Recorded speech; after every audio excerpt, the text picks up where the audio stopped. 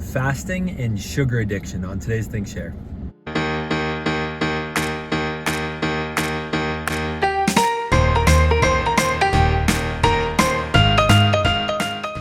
Hello and welcome to the ThinkShare. My name is Zach, here to bring to it and thinking about, sharing about, talking about, listening to, reading about that doesn't belong in math class. If you're new to the channel, I invite you to subscribe.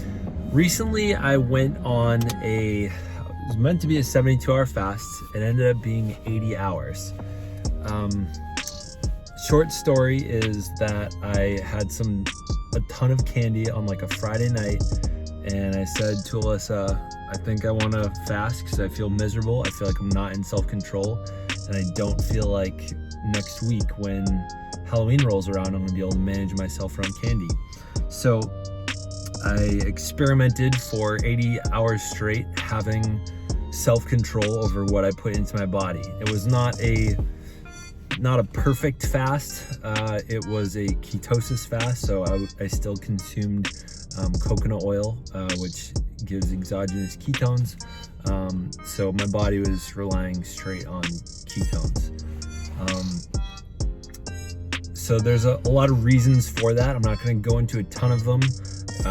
I'd say the main one for me personally was I wanted to make sure that I had full control, or at least feel like I had more control over things, because the way you feel and the story you tell yourself about yourself can have a lot to do with your near future confidence, and your ability to do things is based on how you feel about yourself. So managing my calorie intake, managing my food intake for 80 hours was how I did that, and it's had some really good results.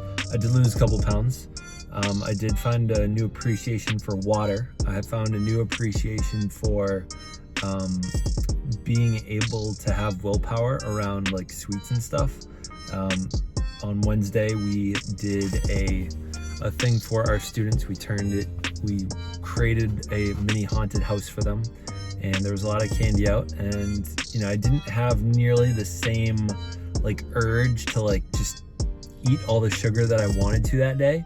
I did eat some, and at the same time it wasn't the same. I had much more, I felt like I had more self-control, and therefore I did have more control over it, and being able to consume the amount that kind of aligns with my goals, but at the same time sort of enjoying the day and dipping my hand in a couple times.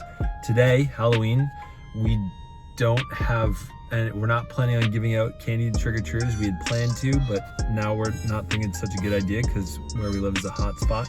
So the past 2 days I've been practicing something that I hadn't before, that I decided I wanted to give myself some sort of limit to eating candy, and have it not be restrictive necessarily, but mindful.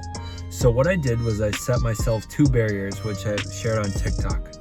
The first barrier is that I wanted to be mindful. So one of the quotes from Tim Ferriss is, you manage what you measure. So I promised myself anytime I wanted to have candy that I would use my fitness app. I would input whatever the thing is. I would see the calories intake. I would see the sugar intake. I just wanted to measure it and create mindfulness about it. The second one, which I practiced back in a meditation retreat a couple years ago, was try to enjoy the food more. And the specific action I promised myself to take was I had to eat those little fun-sized things in at least 2 bites. So if it's something that is made to be 1 bite, turn it into 2. If it's made to be, it could be done in 3, try to do it in 6. Really try to double almost anything you can. So a little Hershey's bar, a little Kit Kat, I'm eating 4, 5, 6 bites. I feel like this has been a major success. I thought that I was gonna go on this fast and I was just gonna go straight back to binging, and actually a really good conversation I had with somebody, for some of you that know me and my job and the people around. I was talking with Brett, and I was saying oh, how long could you go without eating? And he didn't think he could do a fast like that. and we're kind of razzing each other. And at some point, I said, "You can't even do like a 12 or 24-hour fast." And he's like, "Well, why does that make me any the lesser?" And I said, "Well, because it's challenging to do, and you don't think you can do that." He says, "Well, it's challenging to eat healthy, so why don't you do that? Why are you using fasting as a measurement of your abilities?" And that one really got to me. I realized, wow, yeah, it is hard to do a fast, but it's not that hard. It's only 80 hours of self-control. But eating well and not consuming sugar all the time, that's harder. It's for an indefinite period of time or forever. So these are the cautions that I've taken. I have eaten probably 6 pieces of candy today, all fun size, not like big candy bars. It's been under I think 400 calories so far today. It hasn't been a perfect process, but it's created mindfulness is what I wanted, and it's helped me manage via measurement. The only other thing I'm going to share today is that some of the other benefits, which you can certainly research, I'll leave an article about Tim Ferriss and what he says about it, is it helps improve sugar insulin levels, or insulin sensitivity. So for those that don't know what that is, when people get type 2 diabetes, it's because your pancreas is not producing enough insulin to manage the glucose that's coming into your bloodstream. I was like talking about this with Alyssa today. So when you're managing or trying to improve your insulin sensitivity so that it's doing its job correctly, that's one of the things that can come through fasting, is your body's able to sort of recalibrate and take a break from doing its job, like going on a little vacation. So that's one of the things that I also hope to do, is to make sure that, sometimes when I'm eating really poorly, I'm afraid that I'm going to get type 2 diabetes someday.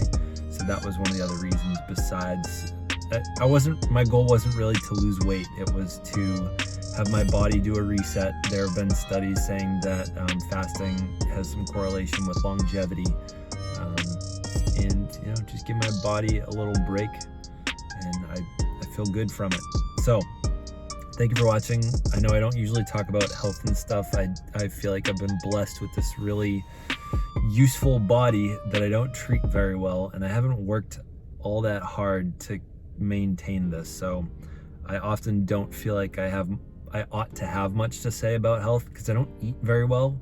I would say I exercise fairly regularly. However, I don't deserve the body that I've been lucky enough to have. So that's my little bias that I'll share with you. If you like this, give it a like. If you dislike this, give it a dislike. Leave a comment what you disliked about it. I'd be happy to answer questions about my actions and why I'm sharing them. Thank you for watching. Stay weird, humans.